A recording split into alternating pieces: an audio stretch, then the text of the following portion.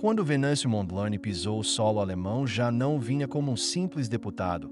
Vinha como alguém que carrega nas costas as expectativas de um povo inteiro que já não quer mais viver sob o silêncio imposto pelas elites que esquecem do povo depois do voto e do estrangeiro só recebem ajuda quando lhes convém. Janine Wissler recebeu Venâncio sem rodeios nem protocolo rígido, pois já sabia que aquele encontro não era de palmadinhas diplomáticas, mas sim de olhos nos olhos entre duas mentes que se respeitam e querem um mundo mais justo. O clima era de urgência, mas sem desespero. Venâncio entrou logo ao ponto mostrando o retrato cru de Moçambique.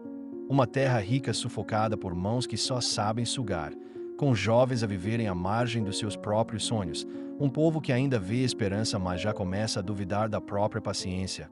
Janine Wissler ficou visivelmente tocada, não por pena, mas por ver ali um africano que não estendia a mão pedindo ajuda, mas sim mostrando soluções, projetos e uma visão clara de dignidade soberana. Ele não falava apenas de Moçambique, falava de um continente inteiro que quer respeito, quer justiça, quer parcerias reais e não migalhas disfarçadas de ajuda internacional. Ao ver o mapa que Venâncio desenhava com palavras simples mas firmes, Janine perguntou como a Europa poderia realmente apoiar sem interferir na soberania do país. E a resposta foi direta. Ajudar Moçambique é apoiar os que querem ver eleições justas, justiça para todos e transparência nas riquezas do país. Venâncio puxou dados, fotos, relatos e mostrou que não basta assistir, é preciso agir. Ele surpreendeu Janine, não só pelo conteúdo, mas pela coragem com que defende a dignidade do povo mesmo quando isso incomoda quem está no poder. A conversa que parecia formal virou um debate profundo sobre como a política internacional deve abandonar a hipocrisia e passar a reconhecer líderes africanos que não têm medo de apontar o dedo para dentro e para fora. E foi neste ponto que a cena começou a ganhar outra luz. Porque dali para frente já não era só sobre Moçambique ou Alemanha. Era sobre uma nova geração de políticos que não aceitam ser marionetas nem bajuladores do sistema. E era esse fogo nos olhos de Venâncio que faria a cena 2 começar com ainda mais intensidade. O que começou como uma conversa entre dois políticos transformou-se rapidamente num alinhamento estratégico entre duas formas de ver o mundo que se recusam a aceitar que o destino de Moçambique seja sempre decidido fora de Moçambique. Janine Wissler, cada vez mais atenta, percebia que ali diante dela estava um homem com planos concretos e não slogans bonitos. Venâncio falou com detalhes sobre como Moçambique pode recuperar a sua imagem internacional através de 3 pilares fundamentais: boa governação, justiça social e valorização dos seus próprios recursos naturais. Explicou que o mundo só vai respeitar Moçambique quando Moçambique começar a respeitar o seu próprio povo.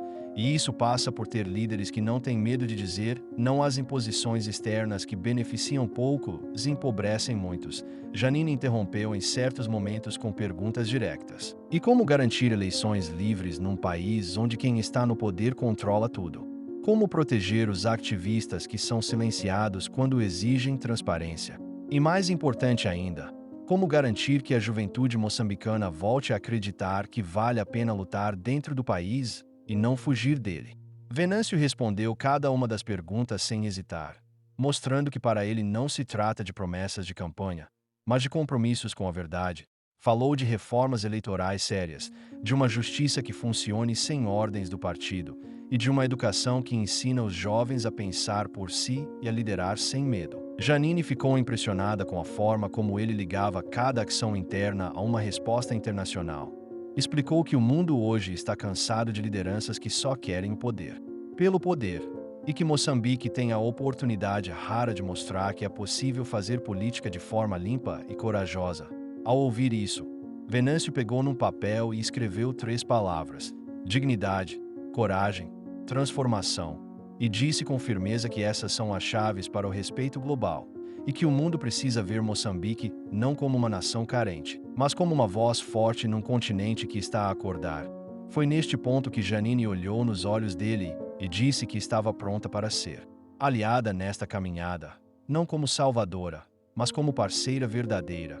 E foi essa confirmação que preparou o terreno para a cena final, onde não se falaria apenas de sonhos, mas de compromissos concretos que já começaram a nascer daquele encontro que ninguém esperava, mas que muitos vão lembrar como o princípio de uma virada histórica. No fim do encontro, já não se tratava apenas de conversas entre dois líderes, mas de uma decisão firme de fazer história juntos.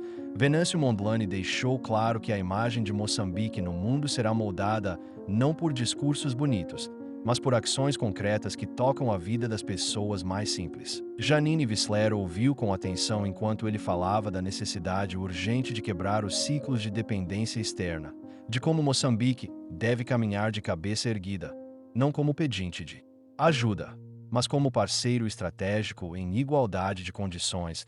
Falou da criação de uma aliança internacional de democracias emergentes, onde Moçambique não seria apenas um membro simbólico, mas uma referência.